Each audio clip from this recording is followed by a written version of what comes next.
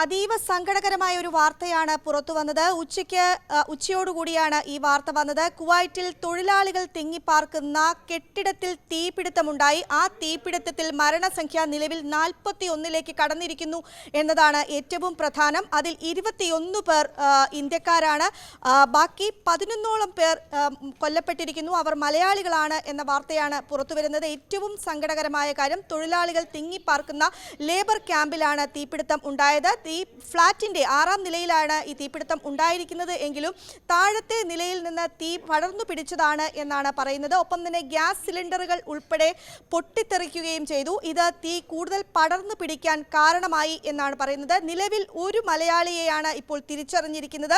കൊല്ലം ഓയൂർ സ്വദേശിയായ ഷമീറാണ്. ഡ്രൈവർ ജോലി നോക്കുന്നയാളാണ് ഷമീർ എന്നാണ് പുറത്തുവരുന്ന വിവരം. ഏതായാലും നിരവധി പേർക്ക് പരിക്കേറ്റിട്ടുണ്ട്. അവരെ എല്ലാം തന്നെ വിവിധ ആശുപത്രികളിൽ ചികിത്സയിലാണ്.